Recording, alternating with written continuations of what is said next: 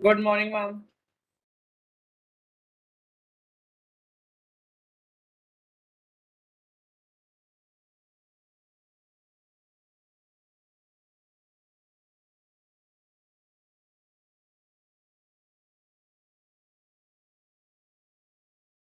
Yeah, good evening, everyone. Am I audible? Yes. Yes, ma'am. Yeah, Yes, ma'am. thank you. So, on the second day of the sports, we are going to learn Ma'am, your about. voice is very low.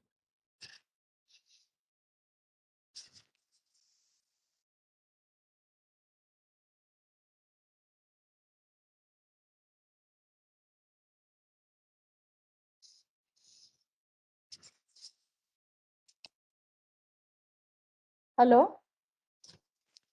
Yeah, is it audible? Yes, Yes, ma'am. ma'am. Yeah. So, in the second day of this course, we are going to learn about the NumPy library, NumPy basics in the first session. And in the second session, we are going to learn about the Pandas library. So let us start our today's session with NumPy library. Let me rename this notebook NumPy.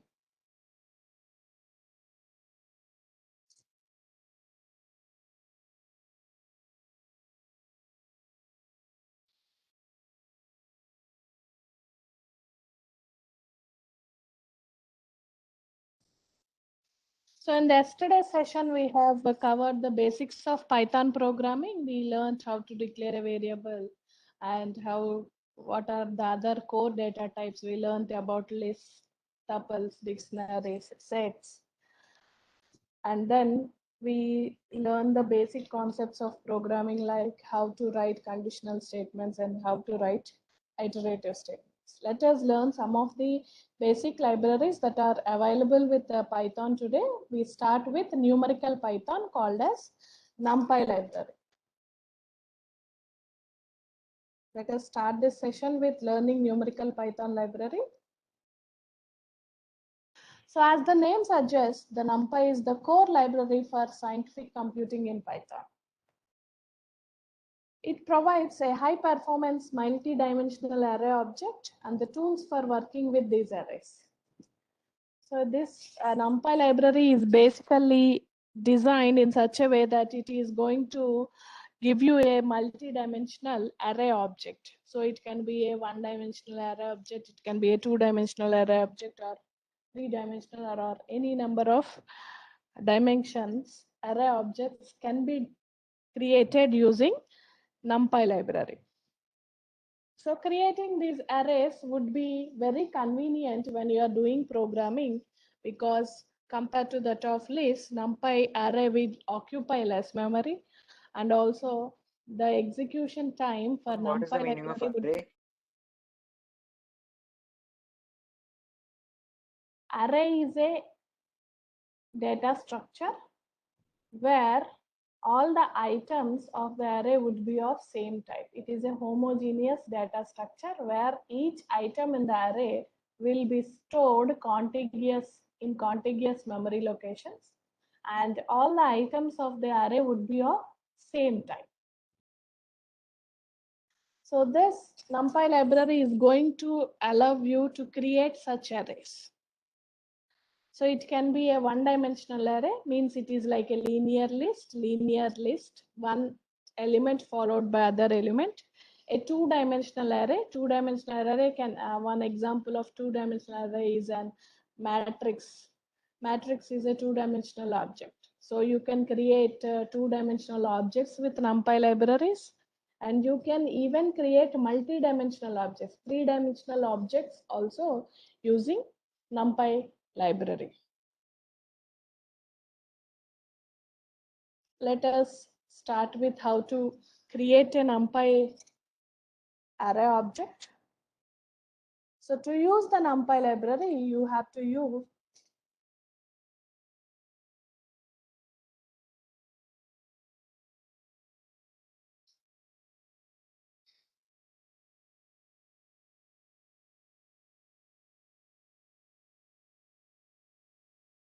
Is my voice low to everyone? No, ma'am. Yeah, I adjusted my mic. It is on full sound only, and even I am speaking low. Please check your mic, or please check your speaker. I with my Bluetooth speaker, it is fine. I am speaking by keeping the speaker very near to me.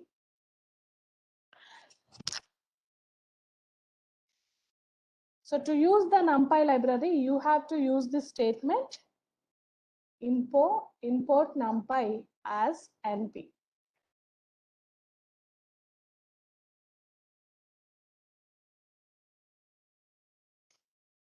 So this is the library.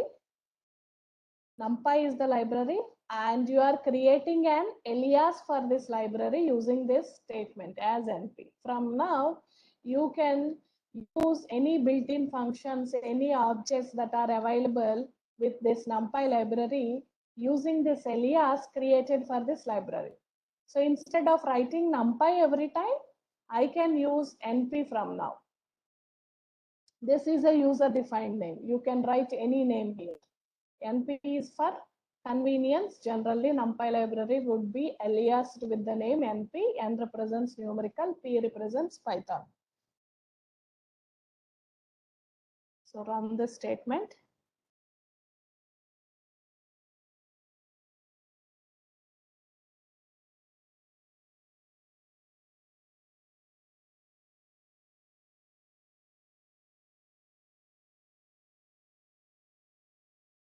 Somebody has posted notebook is not opening. It is open. You can open the notebook in Colab, Jupyter Notebook, or Spider.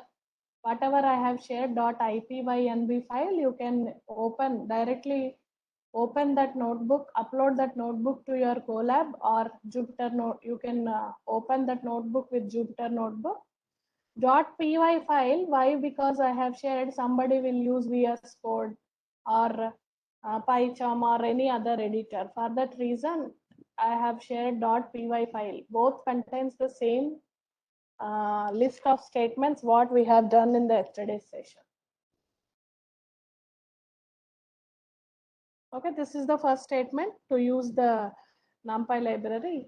NP is acting as alias for this NumPy. So let us see how to create an one-dimensional array using this alias. I have to use this statement np dot array. This is how you can create a NumPy array. And this array is going to contain 3 integer items.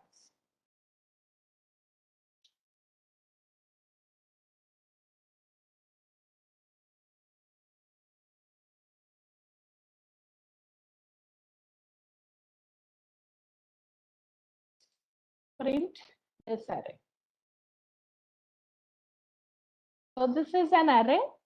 You can observe here, this array is all containing all items of same type. Here it is an integer item. This array is of integer items and it contains 3 items. This is how you can create a one-dimensional array using NumPy library.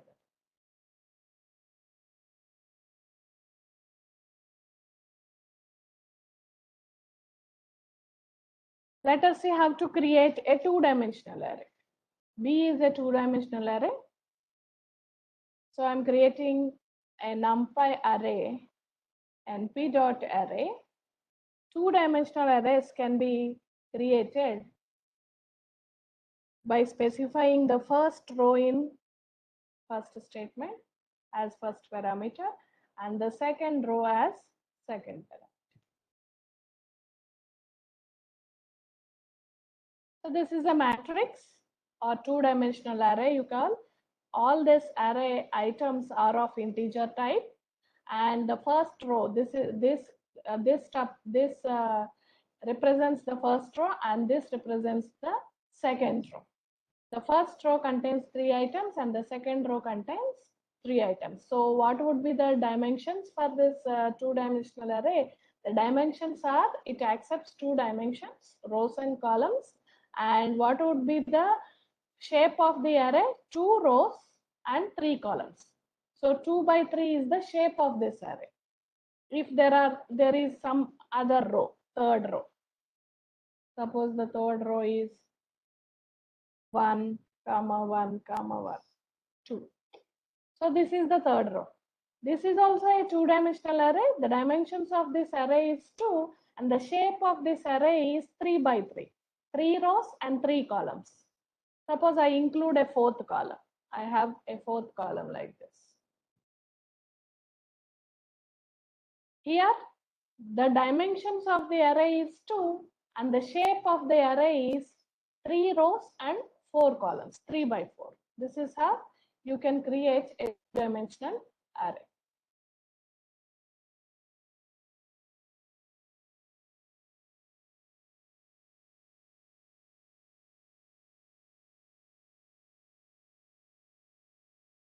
Here you can observe when I created this array, the last statement, you have 3 rows and 4 columns.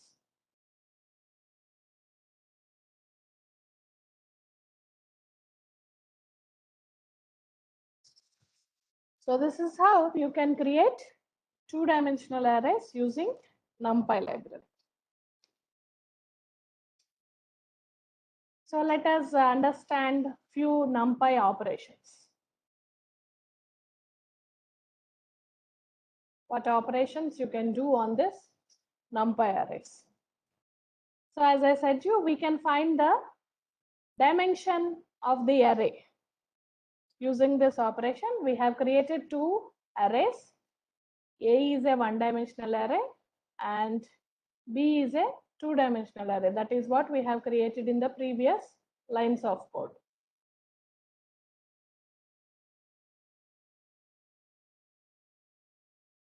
This is A, 1, 2, 3. This is one-dimensional array. This is B. Let us see what are the dimensions of this array. I can check the dimension of array A by using a dot ndim operation. Ndim represents what is this array's dimension. See here, the dimension of this array is one dimension. It is a one-dimensional array and it has 3 elements in it. I can check the dimensions of B as b dot ndim.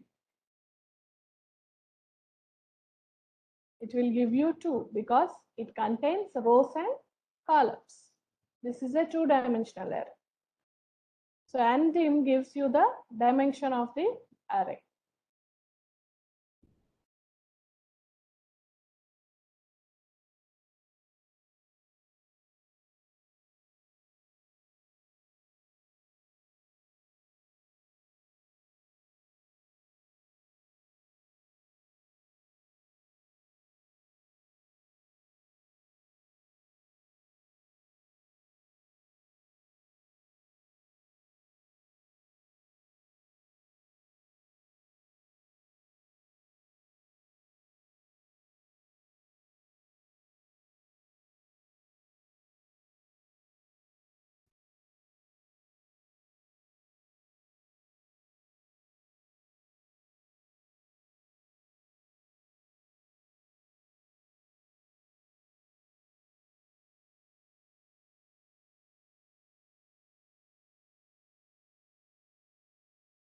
We can find the size, byte size of each element in the array.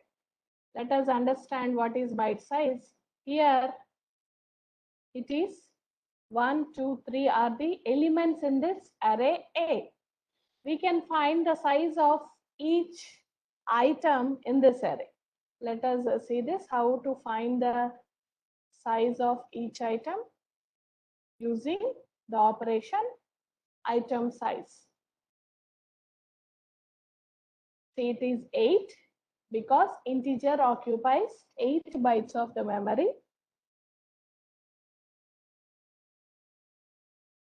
So it gives you an 8.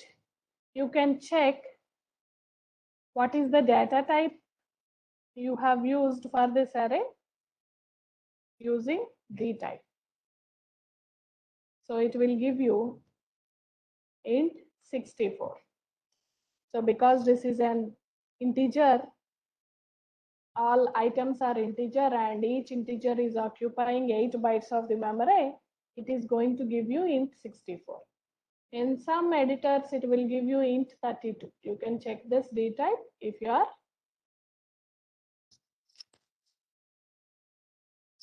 processor is a, or the editor you use is a 32-bit version. If it is a 64-bit version, integer will occupy 65. No, NumPy arrays cannot be heterogeneous. So what is item size? Item size is going to give you how many bytes of memory it is going to occupy. Each item is going to occupy, whereas dtype will give you what is the data type of the items used in the array. So arrays are homogeneous. You can have all items of same type, like other programming languages. So you can find the size of the array. So when lists are used, you can find the size of the list using length operation. Here, you have different syntax for finding the size of the array. You have to use a dot size. So because a contains 3 items, this is going to give you 3. So let us check with B array, 2-dimensional array. What is the size of B? So because it is 3 rows, 4 columns, how many items are there in this array? It is 12. 3 multiplied by 4. You can find the shape of the array. B dot shape. Using this operation, it is going to give you the shape. How many rows? How many columns? Because this is a 3-dimensional array, it is going to give you 3, 4. Sorry, 2-dimensional array with 3 rows and 4 columns. So if it comes to A, because this is an 1-dimensional array, this is going to give you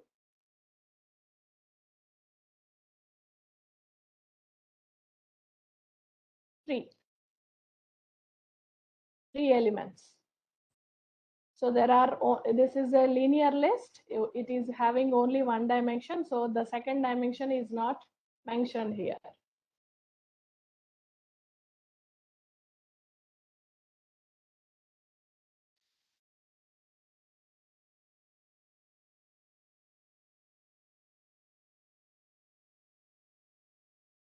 These are the basic operations on the NumPy arrays. Let us see few slicing operations.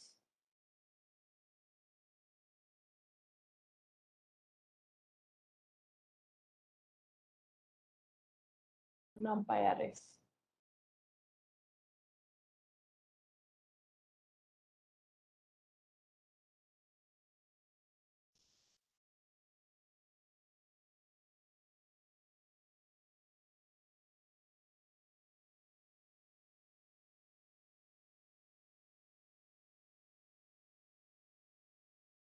So the slicing operations also can be used on NumPy arrays.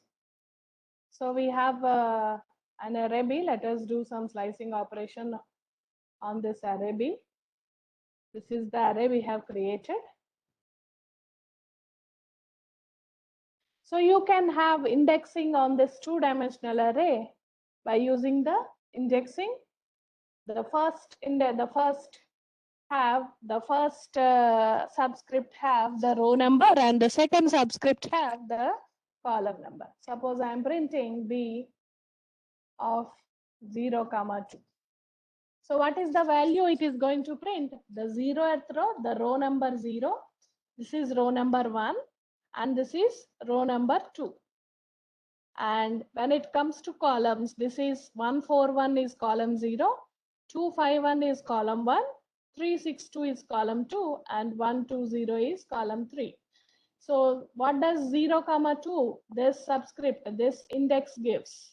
It gives the second element in 0th row. So it would be 3. Run this statement. This element would be printed. I want to print this element 0. What should be the subscript of this? It would be the second row and third column. Then this would give you the value 0.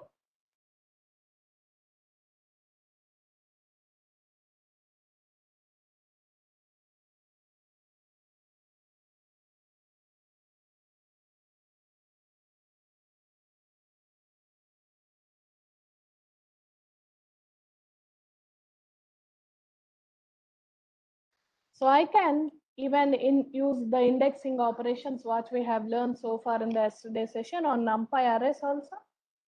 So here we are using the array B. I write 0 column, comma 3. What does this mean? On this array,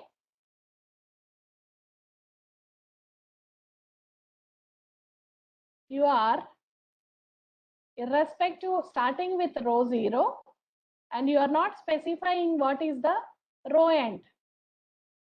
Starting from row 0, print the third column. So what is the third column in this array? It is 1, 2, 0. So this is going to be printed. What if I write 0 to 2? I am specifying the stopping in row number also. Then in this array B, the elements in the third column of 0th row and first row would be displayed. It would be 1, 2. Run this statement. You can check. This is 1, 2 because this is the starting index. 0 is the starting index and 2 is the ending index. So excluding 2 in 0th row and first row, what is the third column element?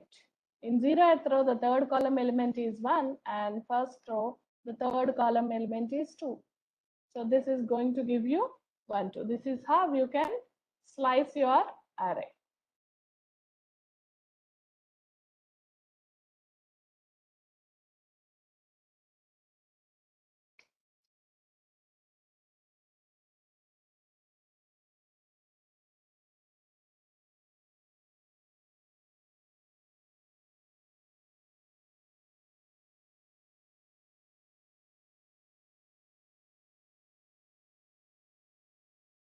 I can create an array using line space. Let me explain what is line space. 1, 3, 5. What does this line space mean? This is a function. It takes 3 parameters as arguments. The first argument specifies the starting of this number, and the second argument specifies the end number, and the third argument specifies the step counter.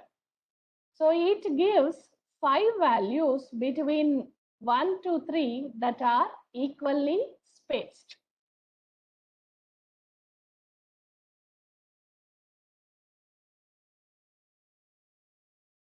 That are equally spaced. So what is this 22 line somebody has posted? See here, I have used 0 to 2. Row numbers are 0 to 2 and the column number is 3. So what are 0 to 2?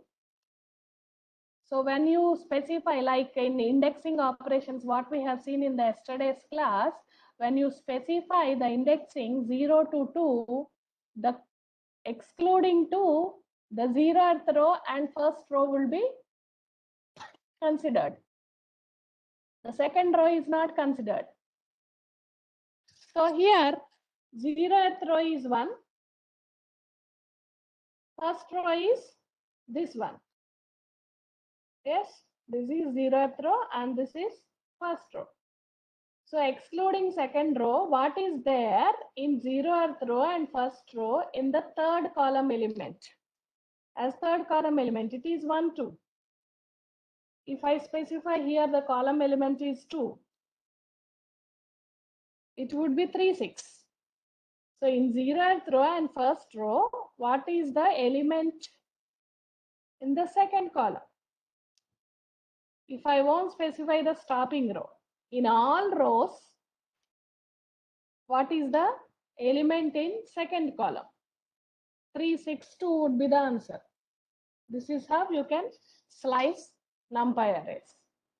You can create NumPy arrays using line space function also. So the line space function is the function which allows to take 3 parameters. The first parameter is the starting number, second parameter is ending of this array, and the third parameter is how many values you should have in this array. So if I run this statement, what does this line space is going to give you? It is going to give you 5 values between 1 to 3 that are equally spaced. So how you can make 5 values between 1 to 3 that are equally spaced? It would be 1, 1.5, 2, 2.5, and 3. So you can observe what is the length of this array. How can I print the length of this array? C dot size. The length of this array is 5. So you can observe what would be the third parameter. That would be the length of the array. 5 values between 1 to 3 that are equally spaced. I write here 10 instead of 5. 10 values starting from 1 and ending with 3 that are equally spaced. So your array would look like this. 1, starting value is the 1, what you have passed as first parameter. Ending value is the 1, which is passed as second parameter. And there would be, the size of this array would be 10. All these items are equally spaced. 1, 1.2, 1.4, 1.6. These are equally spaced items. You can check the size of this array would be 10 here.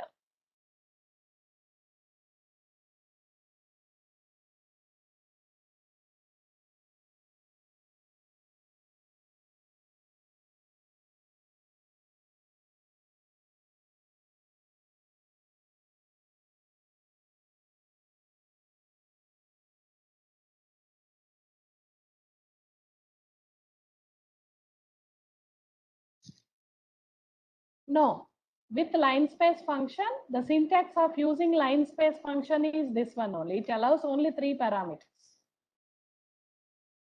So if you want to create a 2D array from this, you have to run a loop and you have to divide this based on your shape of the array. So how would you divide it? It can be a 2 by 5 array or 5 by 2 array.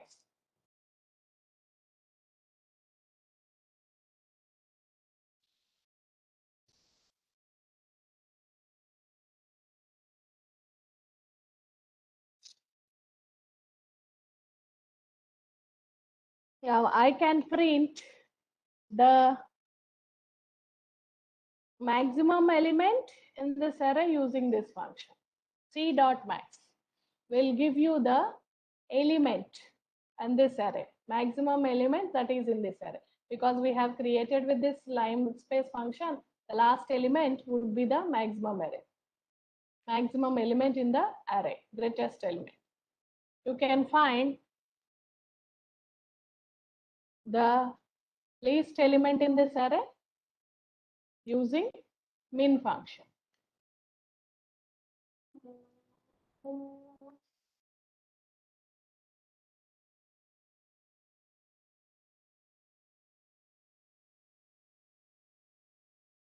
So the minimum element in this array is 1. You can find the sum of elements in this array using sum.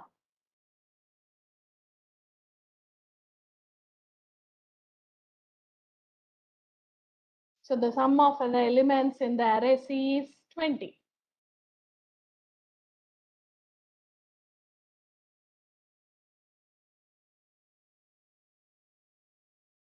If it run with array B, what we have created, this is 28. This is how you can do some mathematical operations on the arrays you have created. So let us understand what is the axis of the array. So when you take two-dimensional arrays, suppose I have an array like this. Let me print what is this array. Print B. This is the array. The axis is found as this is the horizontal one is this is a two-dimensional array, so it has two axes. When you think of three-dimensional objects, it has three axes: axis 0, 1, and 2. If it is one-dimensional object, you have only one axis, axis 0. So because P is a two-dimensional axis, you have two-dimensional array, you have two axes to represent B. So the horizontal representation is axis 0 and the vertical representation is axis 1. So now in few problems you want to find the sum of each row in this array. What is the sum of first row? What is the sum of second row? What is the sum of third row? What is the minimum element in first row? What is the minimum element in second row? What is the minimum element in third row? What would be the minimum element in column wise? Column 3. What is the maximum element in column 1? What is the sum of column 4? In such cases, you can use axis as parameter to this mathematical function. Suppose I want to find, this is my array. I want to find the sum of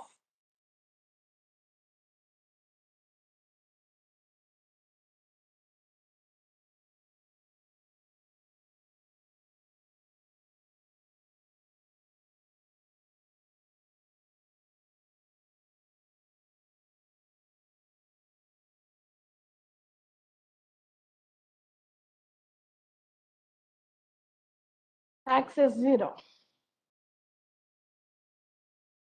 See here, you can see the horizontal axis is axis 0. So you will find the sum of columns.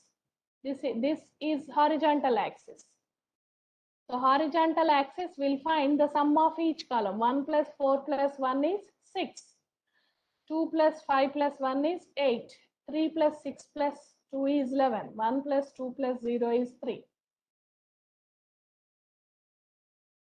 You want to find the sum of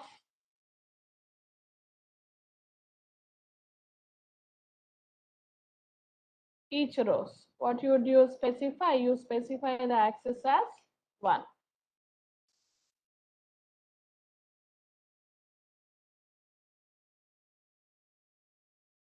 So 1 plus 2 plus 3 plus 1 is 7.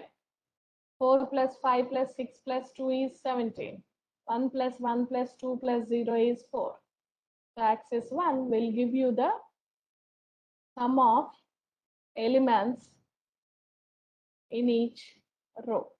This is how you can use axis as parameters. I can use a min function also here. So what is the minimum element in each of the row? What is the maximum element in each of the column?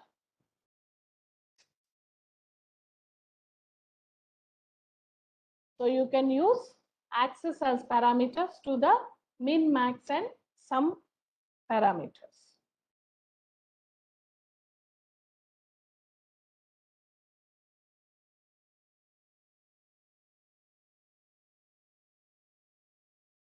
You can find the square root of each element in the array using the square root mathematical function.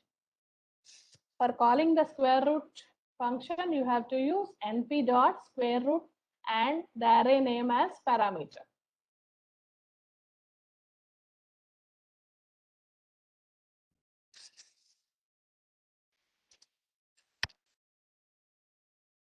So it will, the square root of this array as parameter will give you the square root of each element in the array.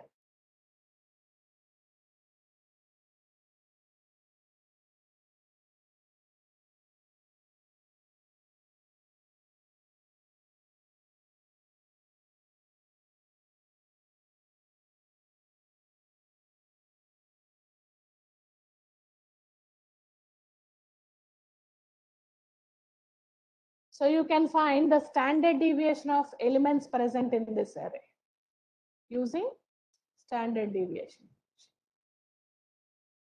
So this will give you the standard deviation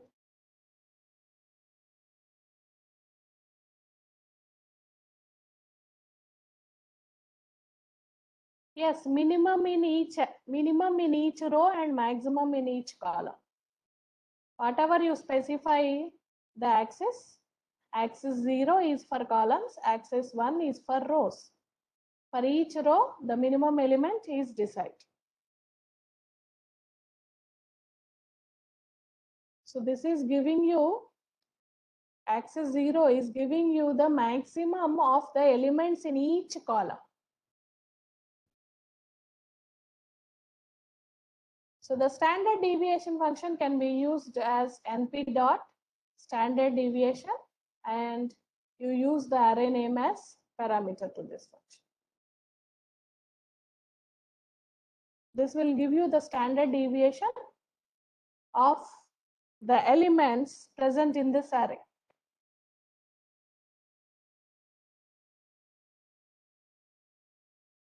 If it is for C, this will give you some other standard deviation. Let us see few more operations.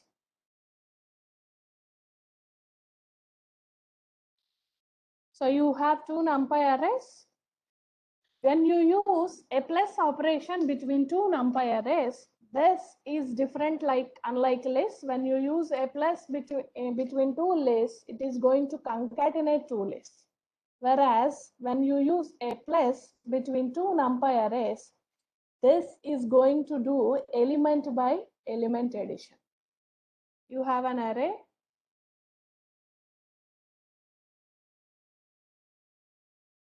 So when you use a plus operation, the dimensions of the array should be same and the shape of the array should be the same. Then only you can use this arithmetic operations between two arrays.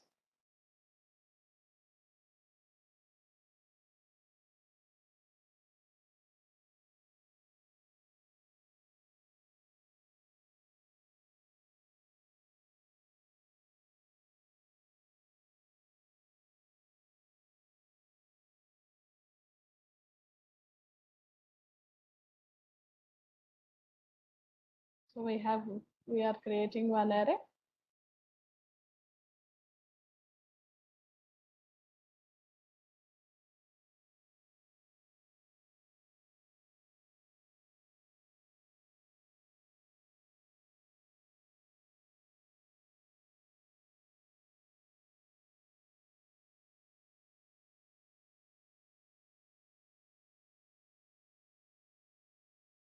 So we created these two arrays.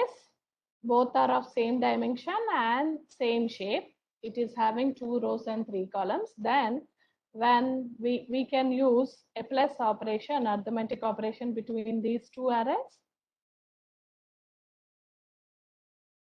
So this plus operation on this array is going to do element by element addition, matrix addition. 1 plus 1, 2 plus 0, 3 plus 3, 6. 1 plus 0, 1. 2 plus 1 is 3. 1 plus 1 is 2. If I use arithmetic operation minus, it is going to do matrix subtraction. 1 minus 1, 2 minus 0, 3 minus 0, 3 minus 3, 0. 1 minus 0, 1, 2 minus 1, 1, and 1 minus 1 is 0. If we use a star, this is not going to be a matrix addition, matrix multiplication. Instead, it is element by element multiplication. 1 multiplied by 1 is 1. 2 multiplied by 0 is 0. 3 multiplied by 3 is 9. 1 multiplied by 0 is 0. 2 multiplied by 1 is 2. 1 multiplied by 1 is 1. You use a division operation. This will give you element by element division. So you have a 0, so this is an infinity here.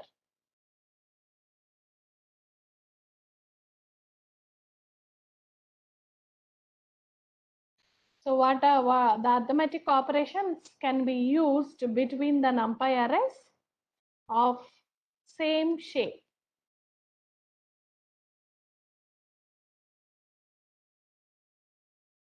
Let me copy this arrays here. And you can use all the arithmetic operations on this two arrays.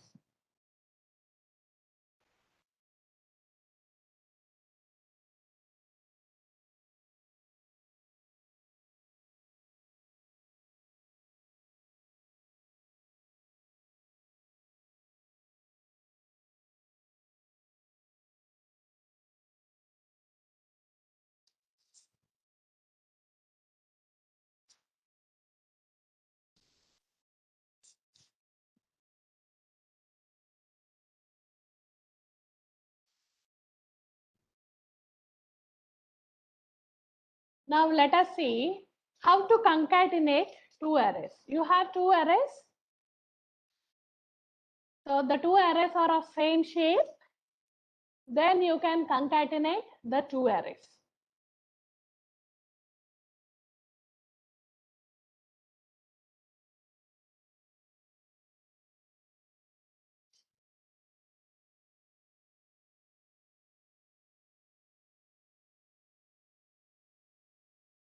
So this can be done, the concatenation of two arrays can be done either by vertical stacking or by horizontal stacking.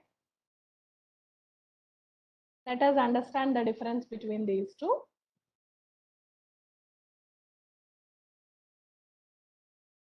So you have these two arrays. Let me print D and E first.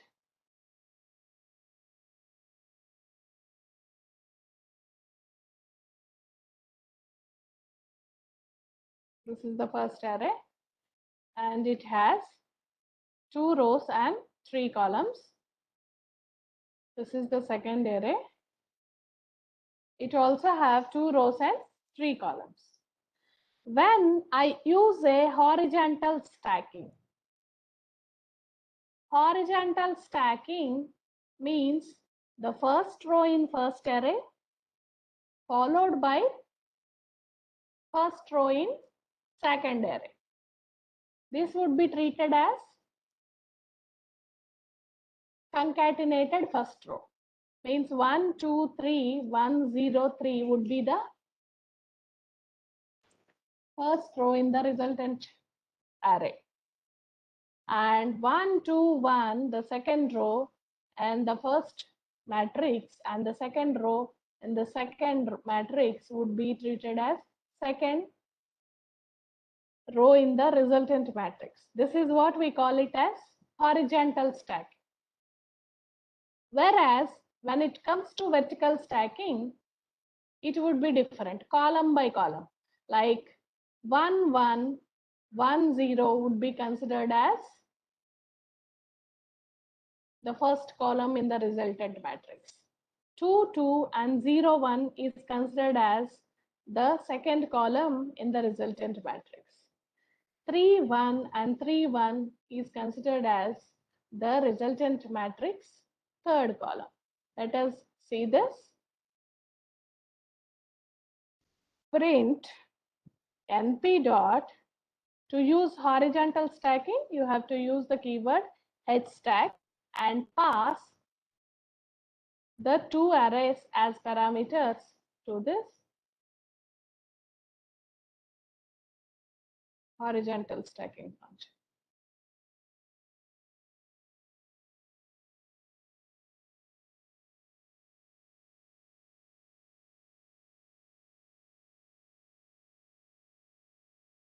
Ma'am, it should be D and E.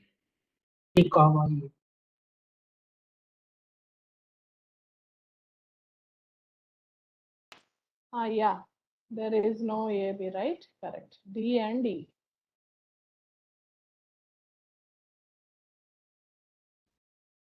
So you can see here it is horizontally giving the result. The first row concatenated with the first row would be the resultant of this H stack function. Second row in first matrix concatenated with second row, and the second matrix is the second row in the resultant matrix. We can use the vertical stacking to concatenate based on the columns. See here, it contains 4 rows and same number of columns. This is how you can concatenate two arrays if the shape of the both arrays are same.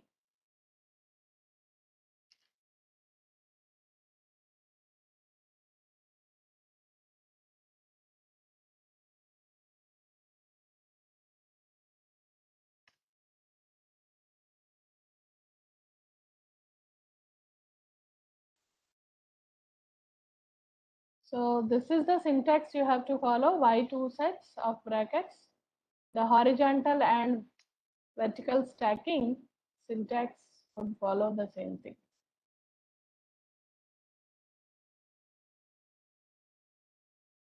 So you have one more function called as ravel. So this would convert, irrespective of the shape of the array, this would print the resultant matrix as one-dimensional array. See here, we are doing a ravel function on array D. So this is going to convert the entire array to a one-dimensional array. See here, 1, 2, 3, 1, 2, 1. This is a 2 by 3 matrix, but as a result, this ravel function is going to convert the any dimensional array to a one-dimensional array. One row followed by other row followed by other. This is how you can convert. So you have some more functions that are available with NumPy library.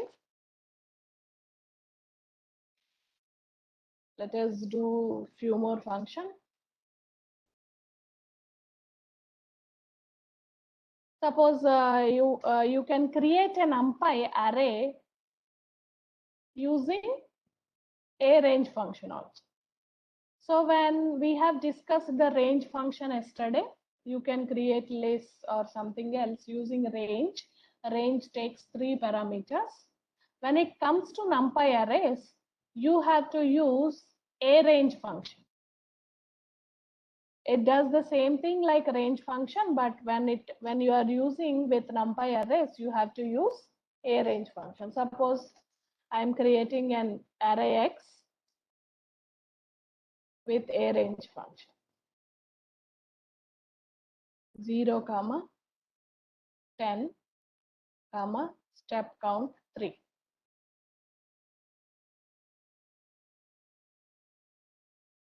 See here, I will print this array.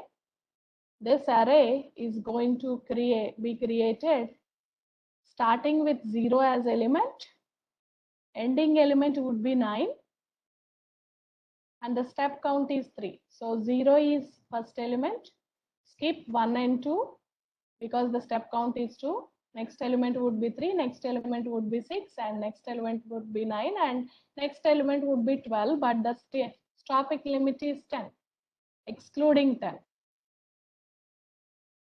If you want to specify the third parameter, it is starting index and ending index, so 0 to 9.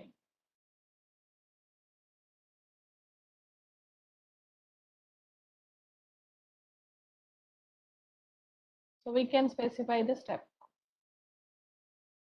So you have, you can create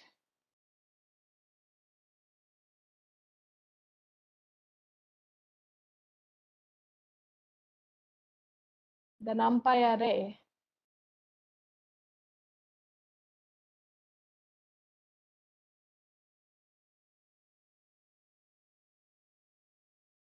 with less step count 0.1, like this also. You can see what is this array. You have these many values between 0 to 9.9 and the step count is 0.1.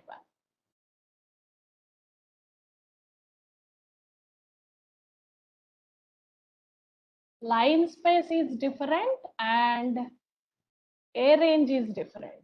Line space will take starting index and ending index, and the third parameter is not step count there. In line space, how many values you want between the starting index and ending index that are equally spaced? How many you are deciding the number of values? Here the number, this is not number of values. See here the number of values are not 0.1. The parameter as the third parameter indicates the step count between the starting and ending. That is the only difference between line space and A range.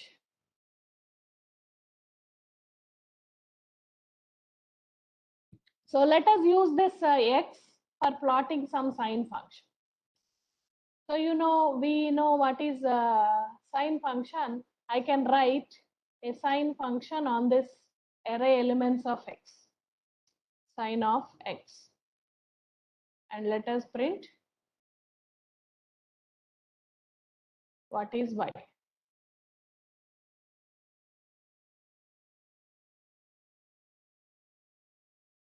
I have to use np dot sine of x. Okay, so x is this 0, 0.1, 0.2. We have specified the step count as 0.1. So sine of 0 is 0. Sine of 0.1 is 0.099. This is how you can use this special function sine of x on this numpy arrays. Whatever array you pass as parameter, it will compute the sine value of the element in this array. So let us plot this sine graph. So don't worry about plotting. Tomorrow in third day first session, we are going to cover you the matplotlib library.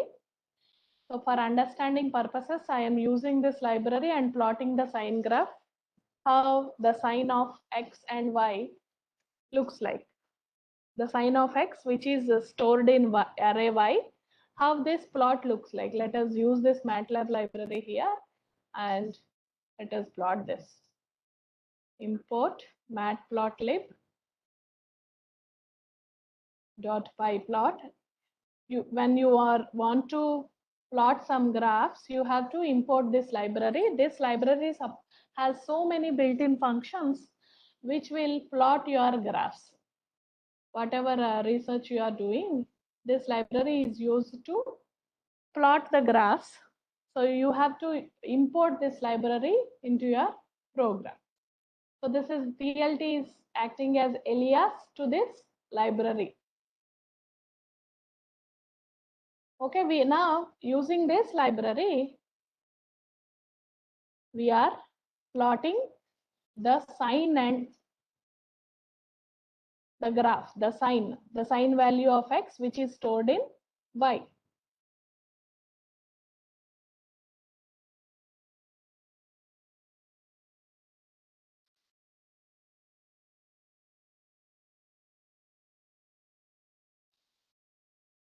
See here, you can see this sine graph.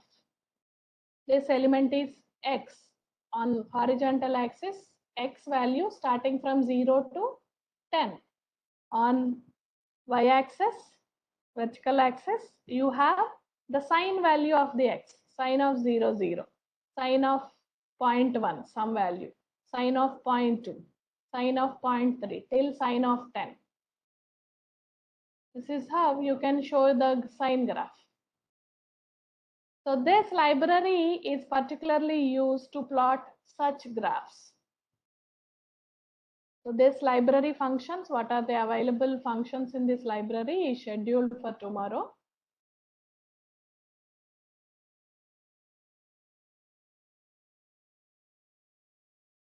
use this code to plot your graph. Let me copy paste this entire code.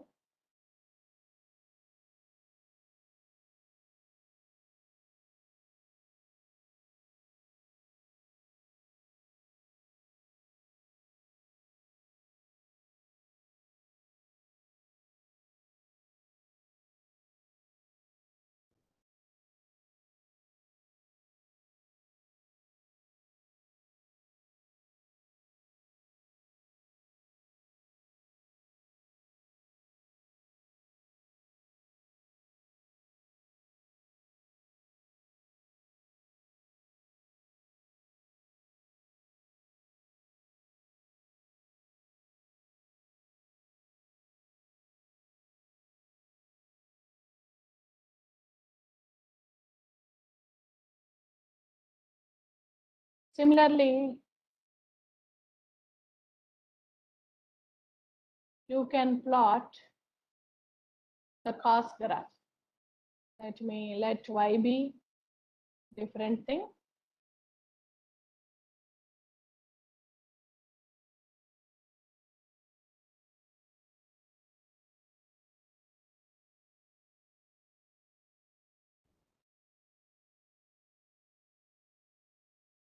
Y equal to np dot cos of array x.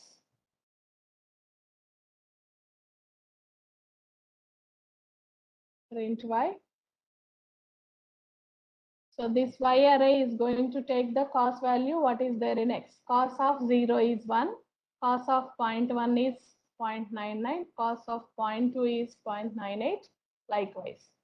Cos of 10 is minus,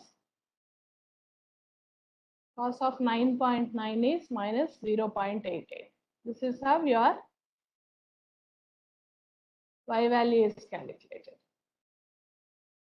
Now we can plot this graph also.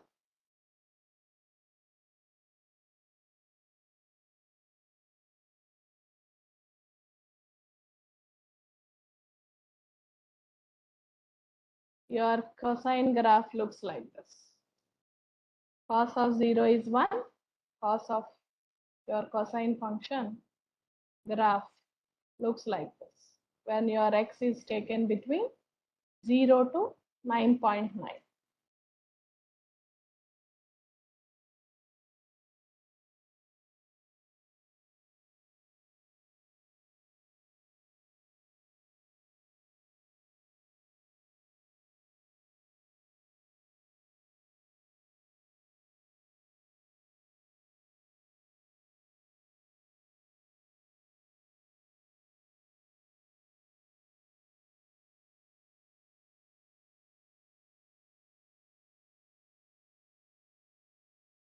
It is not always. You can plot like this also, y comma x. Then y will act as horizontal axis and x acts as vertical axis. You will have a graph like this.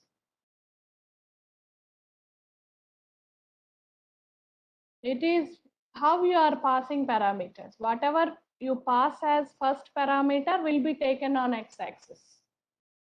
Whatever you pass as second parameter will be taken as y-axis or vertical axis. I can use this for tan also. If you want to do tan function,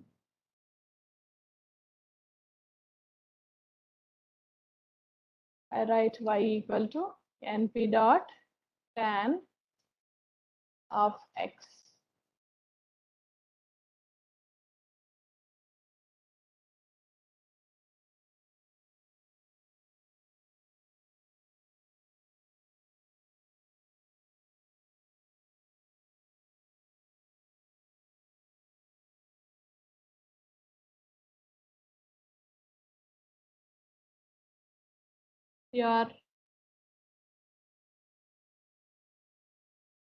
This is the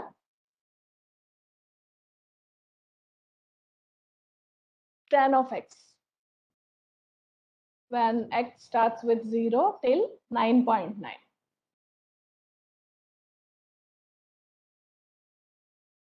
Tan of 0, 0 and tan of 9.9 is also near to 0.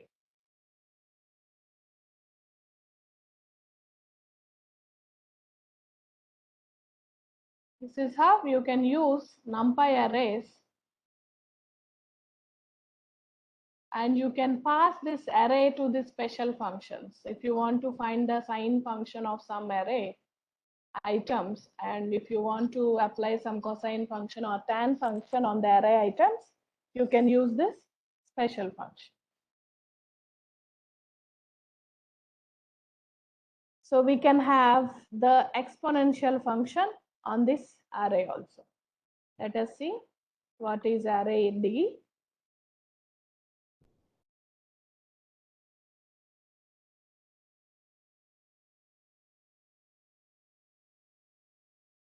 Or array A. This is our array. I write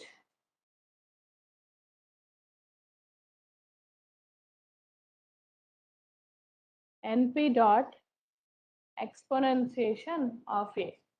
So e power 1, e power 2 and e power 3 will be computed, and that would be an array again. E power n is, e power 1 is 2.71, e power 2 is 7.38, e power 3 is 20.08. This is how you can use exponential function.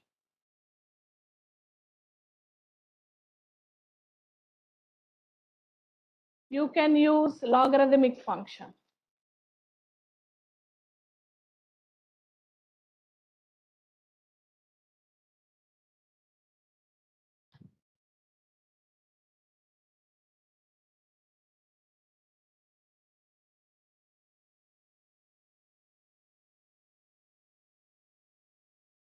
np dot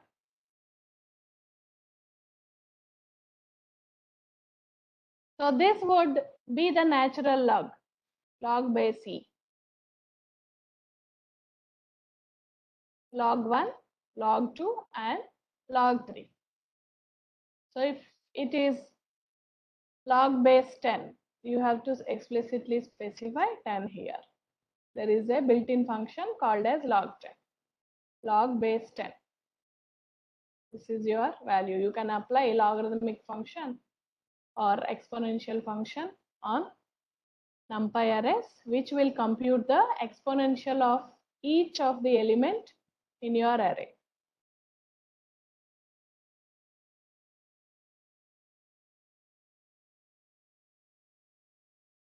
For only one specific element. Only one specific element. After this computation, you have to take the index 0. Suppose you want this element, exponential of 1. What you will do? Here I'll write b equal to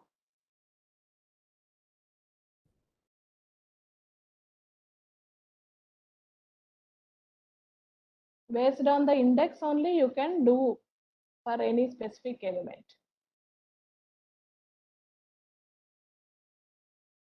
I can print b of 0.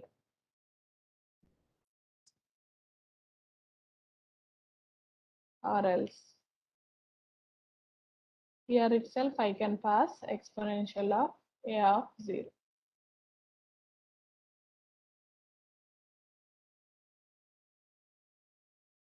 Then I can use print b.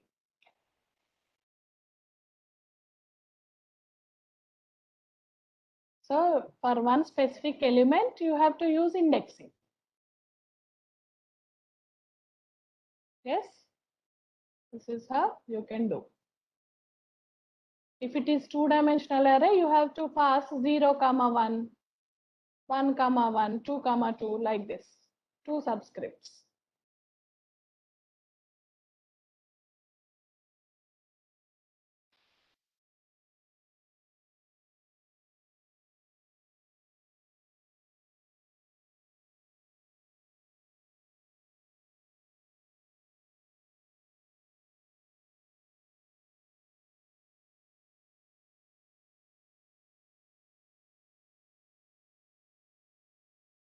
So in this arrays, you can even generate random numbers.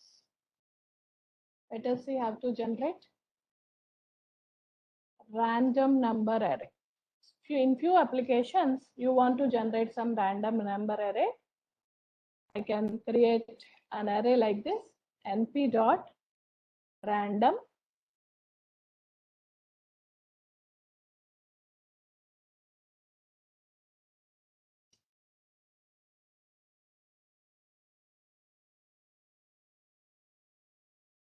dot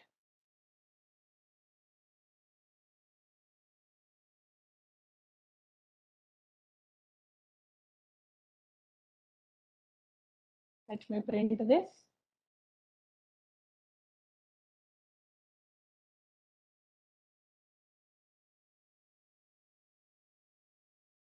So it will generate any three random numbers. This is the size of the array. If you run again, it would be different. See here, some different values. Run again and check. Some other random numbers are generated. This is how you can generate random numbers using NumPy array. If you specify one parameter, any three random numbers would be generated, which would be of floating point type. Every time some random numbers will be generated. It also takes negative values. When you want to generate a two-dimensional random array, you have to pass two subscripts, 10, 2.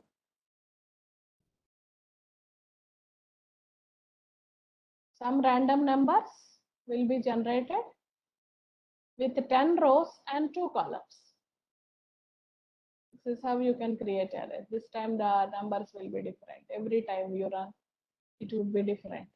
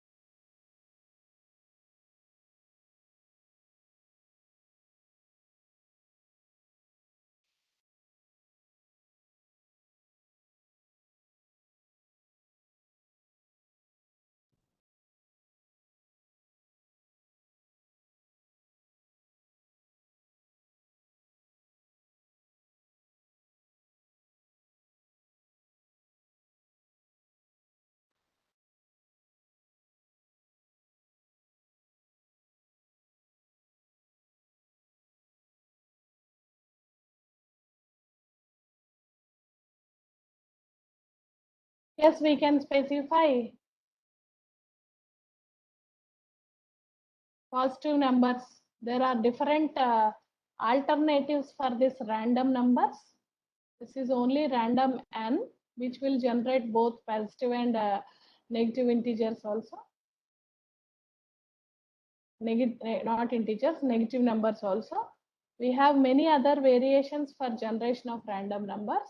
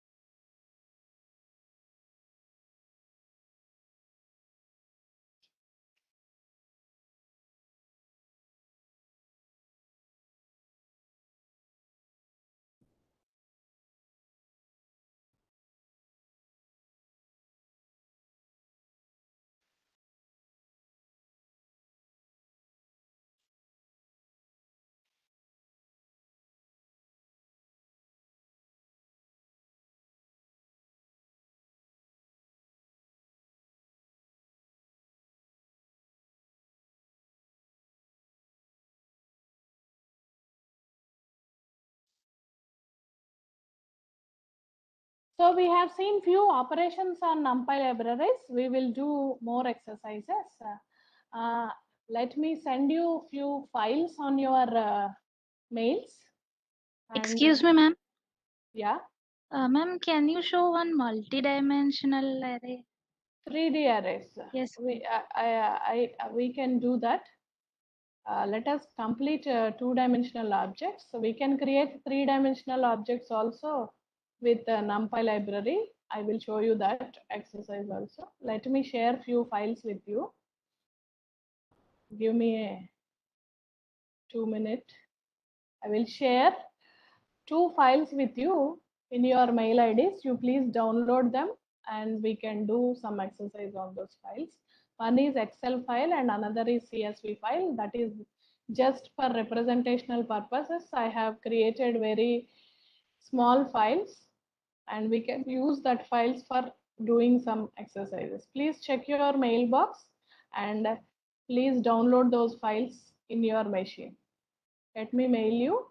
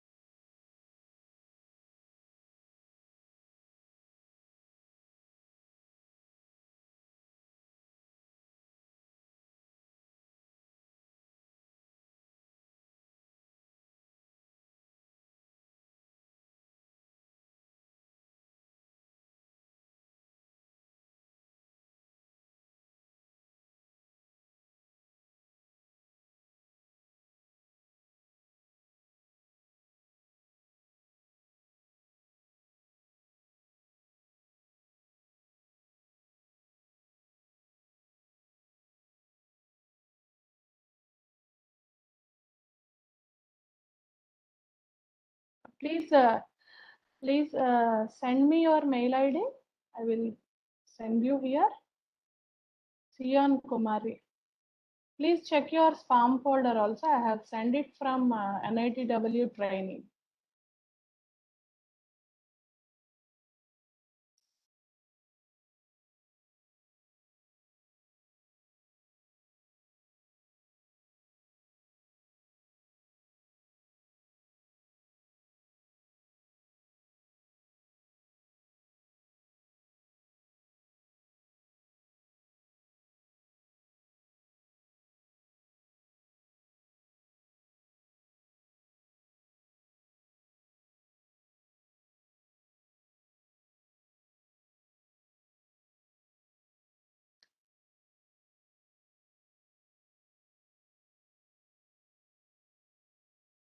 Yes, both files have same data. One is CSV file and another is Excel file. That is the difference. Sample 2 is an Excel file and sample 3 is a CSV file.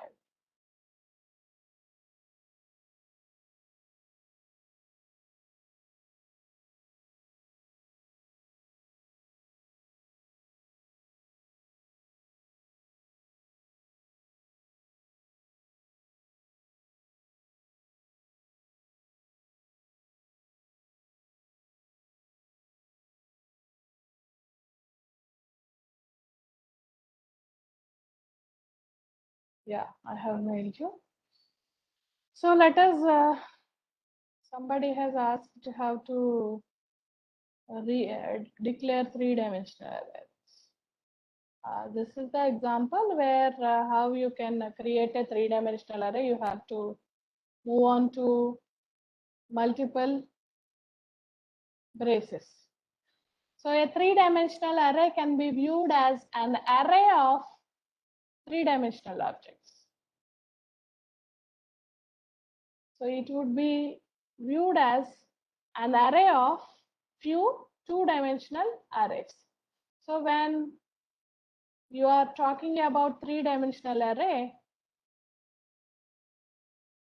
you will view it as Ma'am, please some share your array screen. of an array of Ma'am, please share your screen. It's not. few two-dimensional arrays. See here, this is how you can create. You have to create a two-dimensional array, and this is another two-dimensional array. This is the syntax you have to follow when you are creating three-dimensional arrays.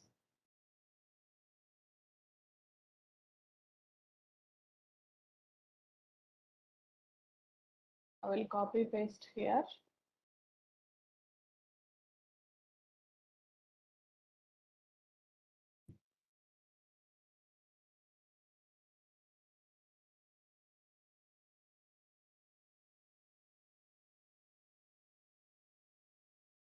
So please download the two files. Let us understand how to read few files and how to access data on these files using pandas library. Generally, when you are doing certain tasks in your research work or something else, you will generally data is given in the form of CSV files, comma separated value file. So you need to understand how to read data from the CSV file into your program. This can be done using pandas library, and this library is a very efficient library which supports data analysis. So when you are doing any task or any research task you are doing, this data analysis, this library has so many built-in functions that allow you the data analysis, and also it supports data cleaning, and you can do some classification tasks, some clustering tasks, or something else. Any machine learning algorithm you can apply on the data provided to you in the form of Excel or CSV files. So this pandas library has so many built-in functions which allow you to do data analysis. So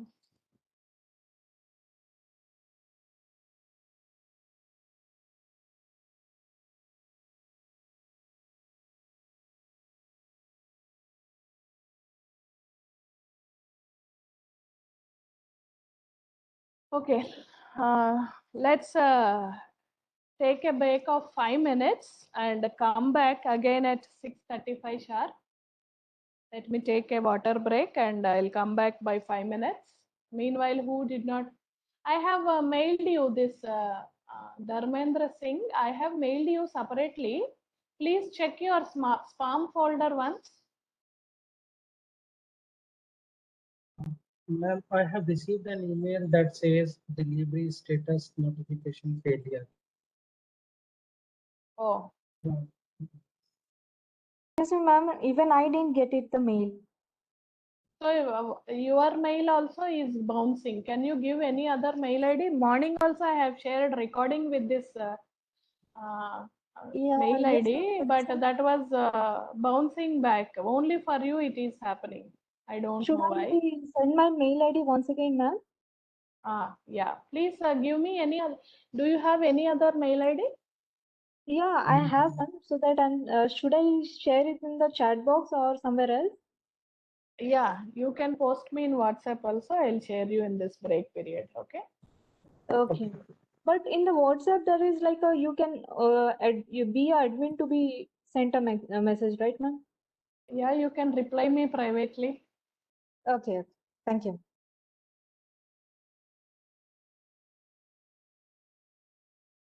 Yeah, take a break of 5 to 10 minutes and come back on the same link.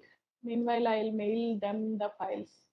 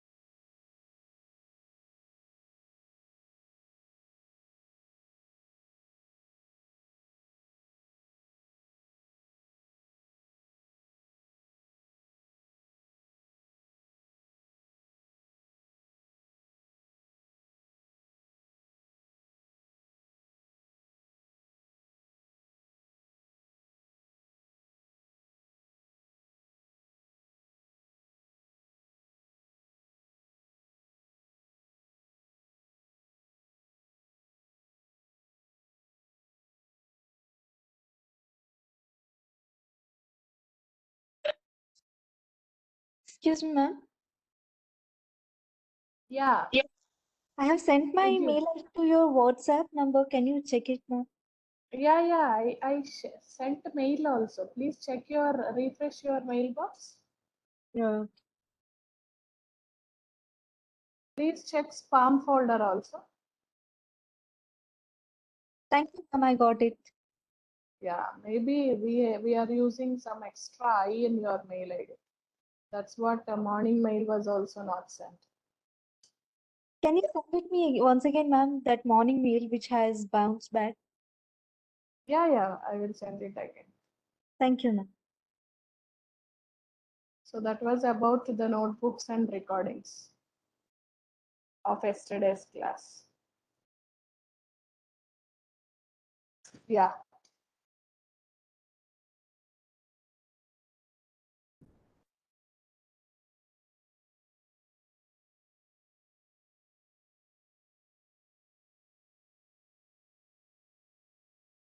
Yeah, let us come back again to our class.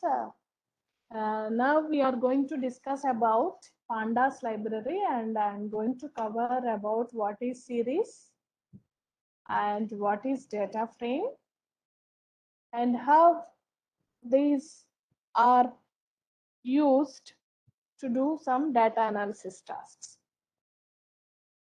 Let us see this first series.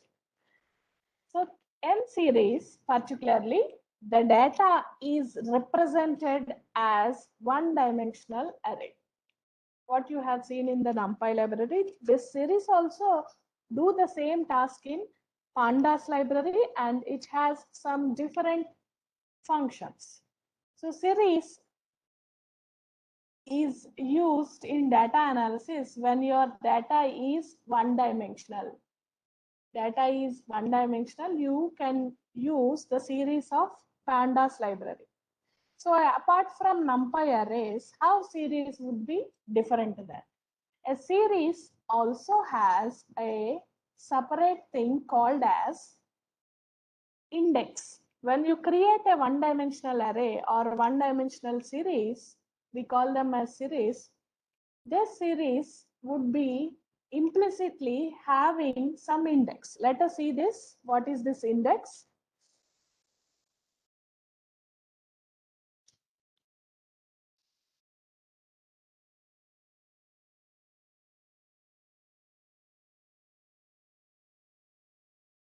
So to use Pandas library, you have to use import pandas as some user defined alias, anything.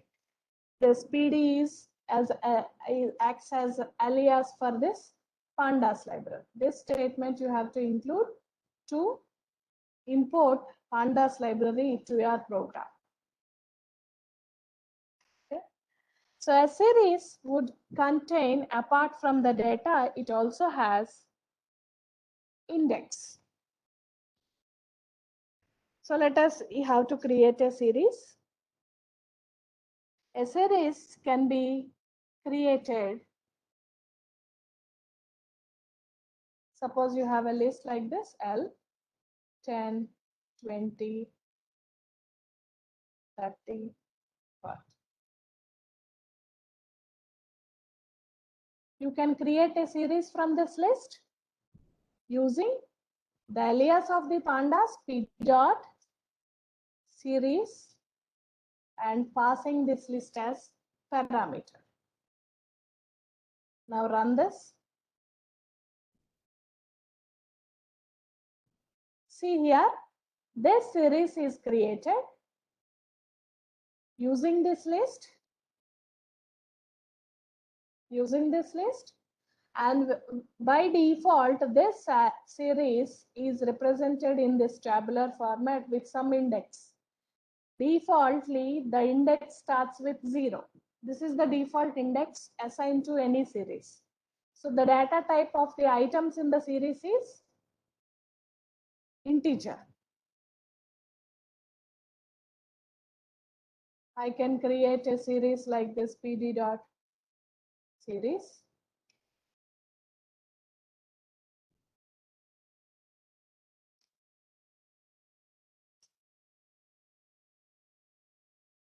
This is how you can create a series. Apart from the items, series also has index values starting with 0. If you want to explicitly change the index of the series, you have to specify that as second parameter, index equal to, I want to index this series with A, B,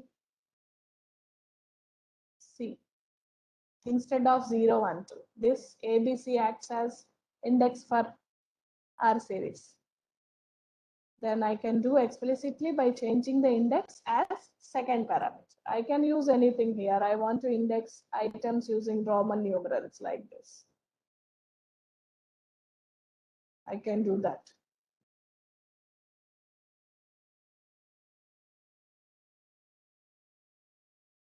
You can change explicitly the index of the series by passing that as second parameter.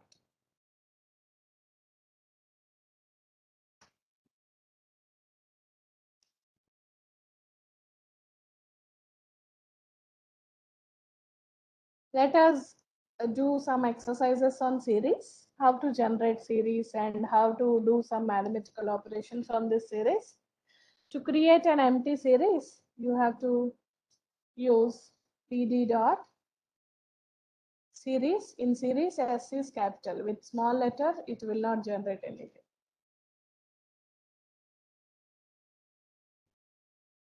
This is an empty series.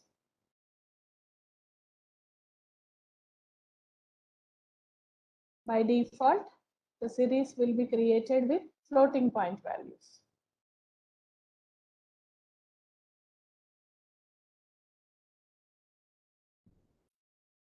So in this also you can understand all the elements would be of same type. The data type of the elements of the series would be of same type. You can create a series using list. You can create a series using arrays. We have seen one example here. This is how you can create series using list. Now let us see how to create series using arrays. Let the array be equal to np dot array. This is an integer array. You can create floating point array also.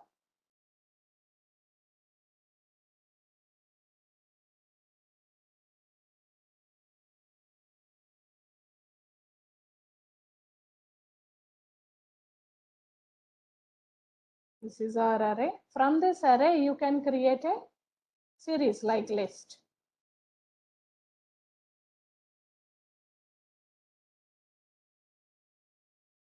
S equal to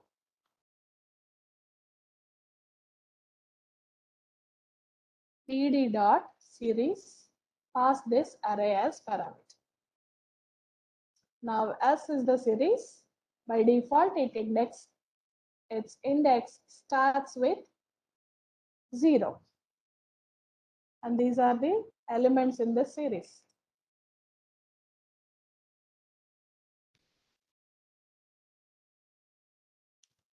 You can create series using dictionaries also.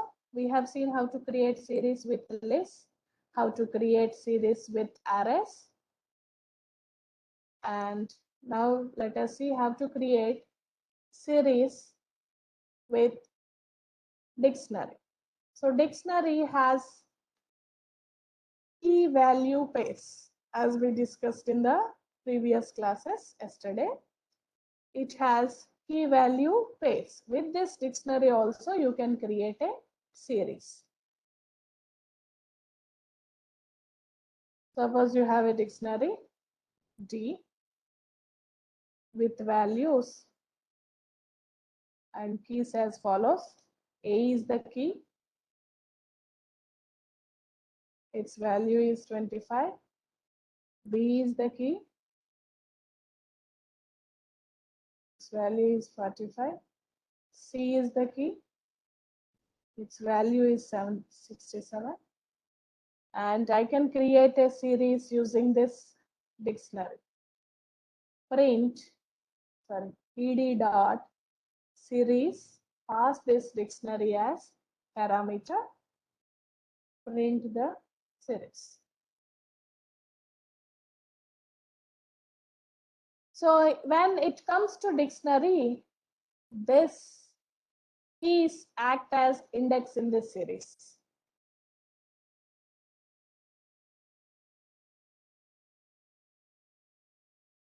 These keys act as index for this series.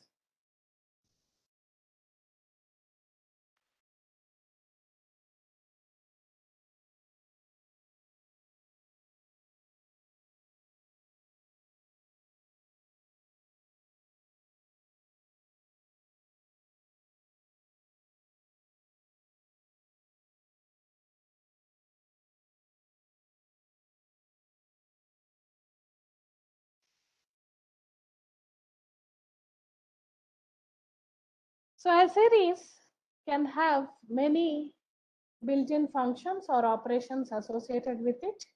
Let us see each of the operation. Index of the series gives you what are the index values present in this series, because the index is ABC in the previous series. It is going to give you the index values in this series.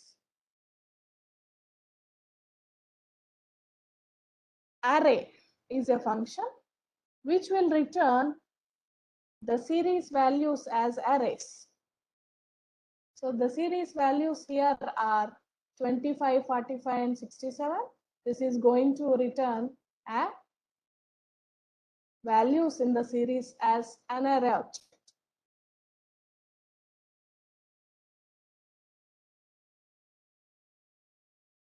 So you can have values.